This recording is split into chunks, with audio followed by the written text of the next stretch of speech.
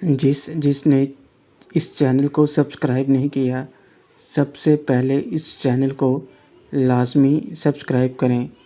اور دوسرا، میں نے کمنٹ میں ایک شارٹ ناول پن کیا ہے، تو آپ سب سے گزارش ہے اس کو بھی لازمی دیکھیں۔ تم ہی میرے سب کچھ ہو، اور میں اب تمہارے سوا کسی اور کی نہیں ہو سکتی۔ ناصرہ باجی نے اتنا سب کچھ مجھے کہہ دیا کہ میرا دماغ یہ سب سن کر چکر میں پڑ گیا۔ ایسا لگ رہا تھا مانو وقت رک سا گیا ہے۔ گاڑی کب سے سڑک کنارے کھڑی تھی، مجھے اس بات کا بھی خیال نہیں تھا۔ اندھیرے میں گاؤں کے ویران راستے پر ہم اس طرح آمنے سامنے تھے۔ باجی کے خاموش ہوتے ہی ایسی چپ ہم دونوں میں آ گئی، مانو دنیا میں کوئی آواز اب باقی نہیں رہی۔ باجی کی کہی ہوئی ہر بات میرے دماغ میں گھوم رہی تھی، اور پھر اس دن والی گھٹنا کے بعد سے باجی کا میرے ساتھ رویہ اور میرے زیادہ پرواہ کرنا، ہر بار مجھے گہری نگاہوں سے دیکھنا، میرے قریب آنا، میرے ساتھ سونا، اور جس طرح وہ نیند میں لیٹتی تھیں، اب ایک ایک سین آنکھوں کے سامنے گھومنے لگا۔ مطلب وہ سب انجانے میں نہیں تھا، وہ سب باجی خود کر رہی تھیں کہ میں ان کی طرف دھیان دوں۔ ناصرہ، کچھ تو بولو، تمہاری یہ چپ مجھ سے برداشت نہیں ہو رہی۔ کیا تم مجھے اپنے دل میں جگہ نہیں دے سکتے؟ کیا میں اس قابل نہیں کہ تمہارا پیار پا سکوں؟ باجی کی باتوں سے ان کی تڑپ صاف جھلک رہی تھی۔ باتیں کرتے کرتے ان کی آنکھیں بھر آئیں تو میرا بھی دل تڑپ اٹھا۔ آخر وہ میری سب سے پیاری باجی تھیں۔ شیرو، آپ تو قدرت کا وہ ایک نایاب تحفہ ہیں جو کسی قسمت والے کو ہی مل سکتا ہے۔ دنیا میں کوئی بھی ایسا انسان نہیں ہوگا جو آپ جیسی خوبصورت لڑکی کو پانا نہیں چاہے گا، مگر آپ جانتی ہیں یہ ممکن نہیں ہے۔ آپ جو کہہ رہی ہیں اس رشتے کو کوئی بھی نہیں مانے گا۔ ناصرہ، مجھے کسی کی پرواہ نہیں، کوئی کیا کہے گا، کیا سوچے گا، مجھے اس سے لینا دینا نہیں۔ میں نے تمہیں اپنے دل سے شوہر مان لیا ہے، اب میں کسی اور کے ساتھ زندگی گزارنے کے بارے میں سوچ نہیں سکتی۔ میں جانتی ہوں اس رشتے کے لیے کوئی نہیں مانے گا، اس لیے میں نے سب سوچ لیا ہے، ہم الگ رہ لیں گے۔ ویسے بھی انکل نے مجھے ایک فلیٹ دے دیا ہے، اور میری سیلری بہت ہوگی گھر چلانے کے لیے۔ شیرو باجی، یہ آپ سب کیا بول رہی ہیں؟ آپ ہوش میں تو ہیں؟ گھر سے الگ رہ لیں گی، پر کیا اپنوں سے الگ رہ پائیں گی؟ سب آپ سے تعلقات توڑ لیں گے، پھر آپ بھلا کیسے خوش رہ پائیں گی؟ خالہ پر کیا گزرے گی؟ کیا وہ یہ سب برداشت کر پائیں گی؟ ماں بابا کیا وہ اس رشتے کو مانیں گے؟ آپ چاہتی ہیں ایک رشتے کے لیے باقی سب رشتوں کو سولی پر چڑھا دیا جائے؟ آپ تو سمجھدار ہیں، اگر آپ بھی ایسا کام کریں گی تو باقی سب پر کیا اثر ہوگا، اور جو خاندان کی بدنامی ہوگی وہ الگ۔ ناصرہ، میں اب تمہارے سوا کسی کے ساتھ شادی نہیں کرنے والی، اب چاہے کوئی اس بات کے لیے مانے یا نہ مانے۔ ناصرہ باجی کا دو ٹوک جواب سن کر میں سوچ میں پڑ گیا۔ آخر کیسے تھا؟ ایک تو ہم رشتے میں بہن بھائی تصور تھے، اوپر سے وہ مجھ سے بڑی بھی تھیں۔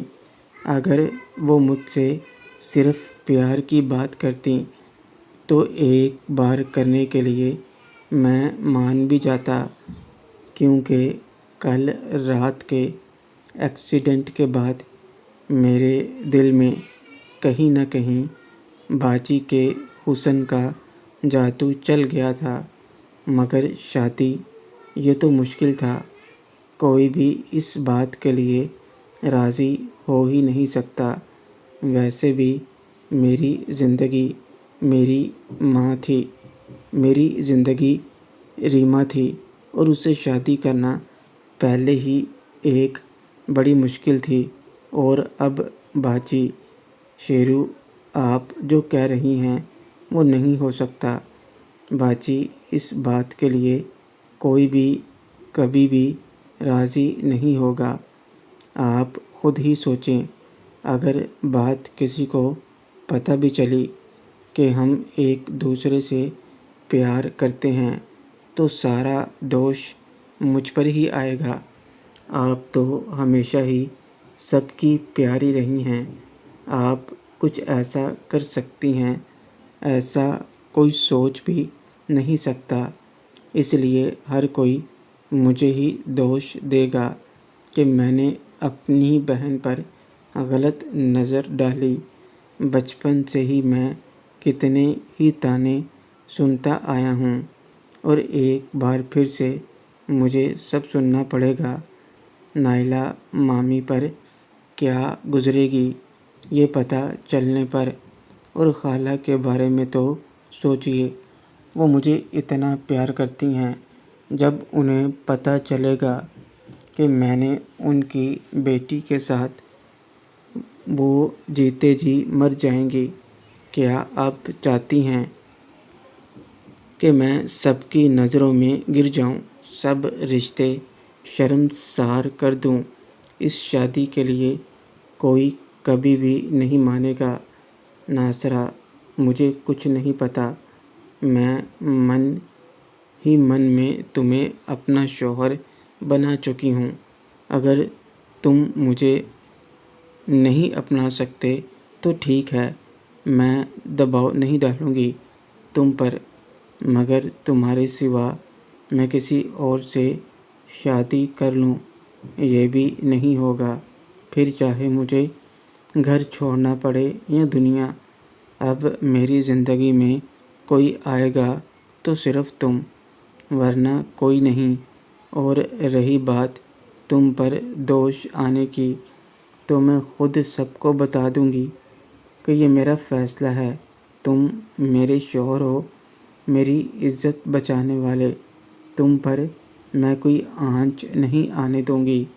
ناصرہ باجی تو اپنے فیصلے پر پورا اٹل تھیں، اب انہیں کیسے مناؤں مجھے سمجھ نہیں آ رہا تھا۔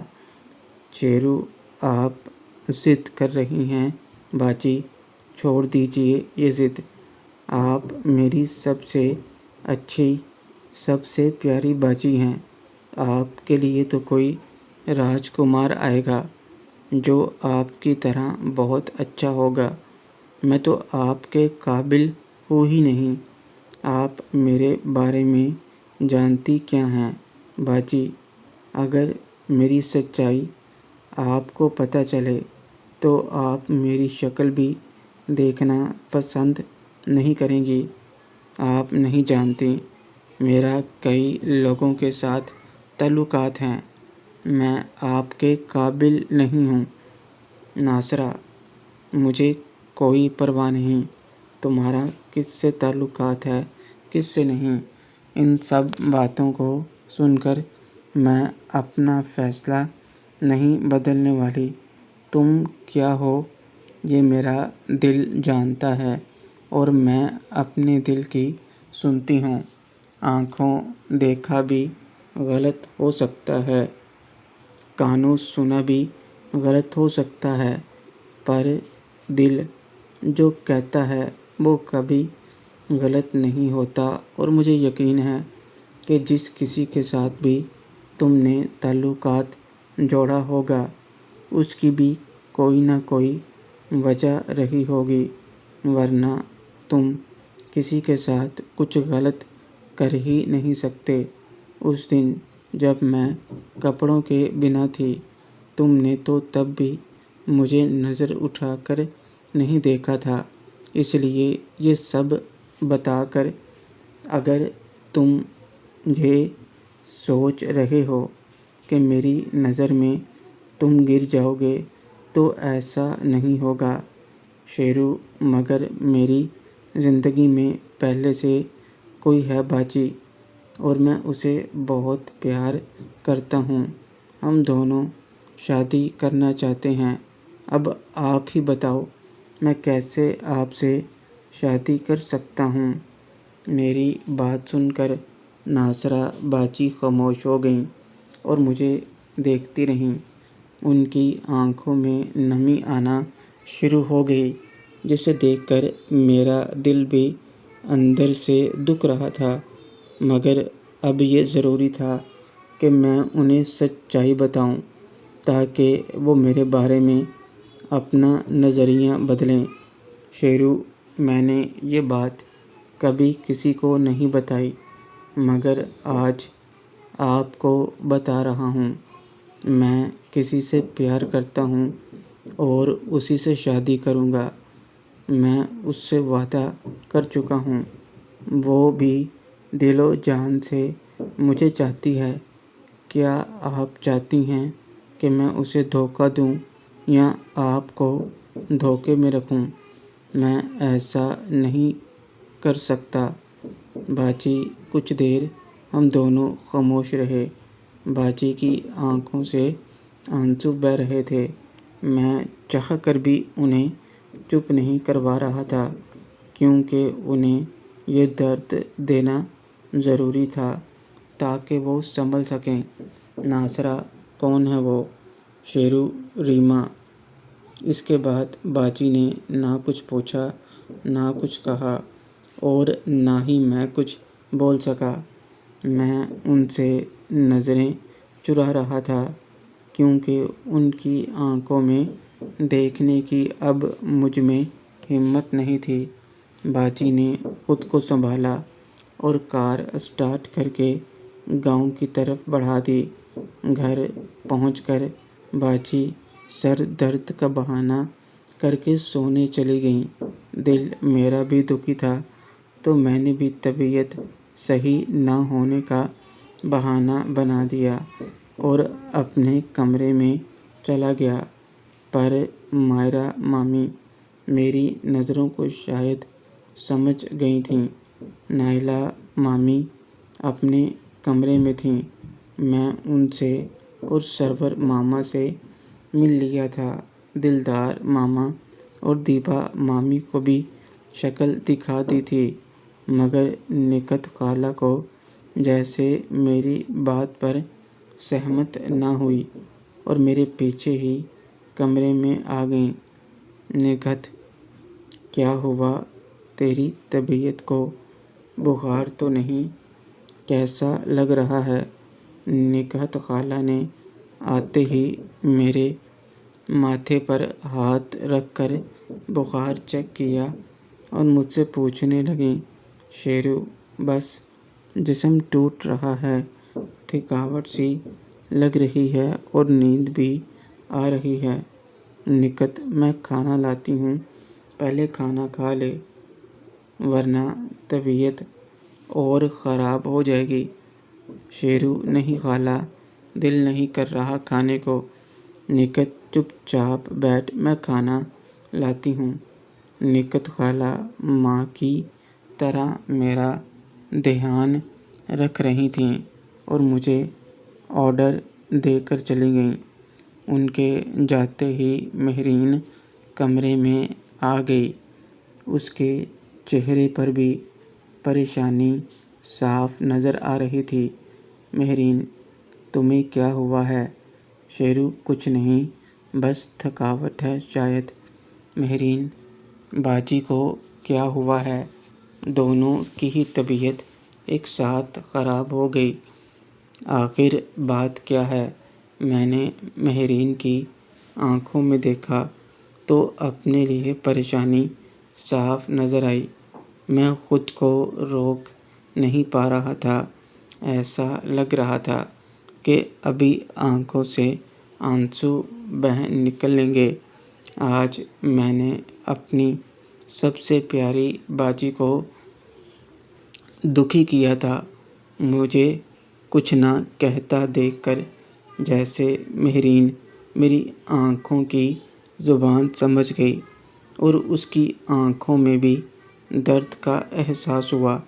وہ چل کر میرے پاس آئی اور میرا چہرہ دونوں ہاتھوں میں تھام کر بولی، سب ٹھیک ہو جائے گا، اوپر والا سب ٹھیک کر دے گا۔ میں جانتی ہوں کچھ تو ضرور ہوا ہے جو تم اندر سے دکھی ہو، پر شاید بتانا نہیں چاہتے۔ میں پوچھوں گی بھی نہیں، پر دعا کروں گی کہ سب ٹھیک ہو جائے۔ مہرین کی بات سن کر پتہ نہیں مجھے کیا ہوا اور میں نے اسے اپنے ساتھ لگا لیا۔ میری آنکھوں سے آنسو اپنے آپ جھلک پڑے۔ مہرین بھی میرے ساتھ لگ گئی اور میری پیٹھ پر اپنے ہاتھ کس لیے، جیسے وہ میری دھڑکنوں کو سن رہی تھی، محسوس کر رہی تھی۔ میں بہت برا ہوں۔ ان کی آنکھوں میں آج میری وجہ سے آنسو ہیں، میری وجہ سے۔ مہرین: چپ چپ ہو جاؤ، بالکل چپ۔ تم کسی کو کبھی دکھ دے ہی نہیں سکتے، کیونکہ تمہیں پتہ ہے کہ درد کا احساس کیسا ہوتا ہے۔ اور پھر ناصرہ باجی سے تو تم سب سے زیادہ پیار کرتے ہو۔ یہ سب کیسے ہوا، کیوں ہوا، میں نہیں جانتی، مگر تم نے ایسا کچھ بھی جان بوجھ کر نہیں کیا ہوگا۔ تم خود کو الزام نہ دو۔ کبھی کبھی حالات انسان سے ایسا کروا دیتے ہیں کہ اسے اپنوں کی دکھ کی وجہ بننا پڑتا ہے، مگر وہ معنی نہیں رکھتا۔ معنی رکھتا ہے تو ہمارا خیال، اور تم تو کبھی ان کا برا سوچ بھی نہیں سکتے۔ تم بس خود کو سنبھالو۔ باجی سے میں بات کروں گی، سب ٹھیک ہو جائے گا۔ سیڑھیوں پر کسی کے پاؤں کی آہٹ سن کر ہم دونوں الگ ہوئے اور مہرین مجھے اسمائل دے کر مسکرانے کو کہہ کر کمرے سے نکل گئی۔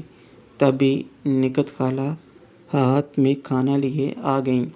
نکت: چلو بیٹھو یہاں، میں اپنے ہاتھ سے تمہیں کھانا کھلاتی ہوں۔ پتہ نہیں کہاں کہاں گھومتا رہتا ہے۔ اپنا خیال رکھے۔ تو ایسی نوبت کیوں آئے، منہ کھولو۔ مہرین نے میرا من ہلکا کر دیا تھا اور اب خالہ میرا پیٹ بھرنے آ گئی تھیں۔ کھانا کھانے کے بعد وہ مجھے آرام کرنے کا کہہ کر نیچے چلی گئیں۔ میں بھی کپڑے بدل کر بیڈ پر لیٹ گیا اور باجی کے بارے میں سوچنے لگا۔ کیا سوچ رہے ہو؟ جب سے آئی ہوں دیکھ رہی ہوں مجھے بجھے سے ہو۔ یہ طبیعت خرابی کا بھی بہانہ بنا رہے تھے نا؟ اب سچ سچ بتاؤ کیا بات ہے؟ میں بیڈ پر لیٹا ناصرہ باجی کے بارے میں سوچ رہا تھا کہ نکت خالہ دوبارہ پھر سے کمرے میں آ گئیں۔ میں نے اٹھنے کی کوشش کی تو انہوں نے مجھے اٹھنے نہیں دیا اور میرے سر کی طرف بیڈ پر پیٹھ لگائے۔ نکت خالہ، اٹھنے کی ضرورت نہیں، اب بتا کیا بات ہے؟ شیرو، کچھ نہیں خالہ۔ نکت، دیکھ، ایک ہی بات بار بار پوچھنے کی مجھے عادت نہیں، سیدھا سیدھا بتاتا ہے یا نہیں؟ نکت خالہ نے ہلکا غصہ دکھاتے ہوئے مجھ سے دوبارہ پھر سے پوچھا تو مجھے لگا انہیں کچھ نہ کچھ تو کہنا پڑے گا، ورنہ وہ ایسے مانیں گی بھی نہیں۔ شیرو، وہ خالہ، آج امی کی بہت یاد آ رہی تھی۔ میں نے تو انہیں دیکھا بھی نہیں، پھر بھی دل ہے کہ انہیں دیکھنا چاہتا ہے، جبکہ وہ واپس تو آ نہیں سکتیں۔ میں نے جان بوجھ کر امی کے بارے میں بات کر دی۔ نکت نم آنکھوں سے، میں نہیں ہوں کیا؟ میں بھی تو تیری ماں ہوں۔ مجھ میں اور رضیہ میں فرق ہی کیا ہے؟ کیا مجھ میں تجھے رضیہ نظر نہیں آتی؟ خبردار، جو کبھی ایسا دوبارہ سوچا کہ تیری ماں نہیں ہے، ورنہ کبھی بات نہیں کروں گی۔ نکت خالہ کا گلا بھر آیا تھا اور ان کی آنکھوں سے آنسو بہہ نکلے تھے۔ ان کی باتوں میں میرے لیے جو پیار تھا، اس سے میرا بھی من بھر آیا۔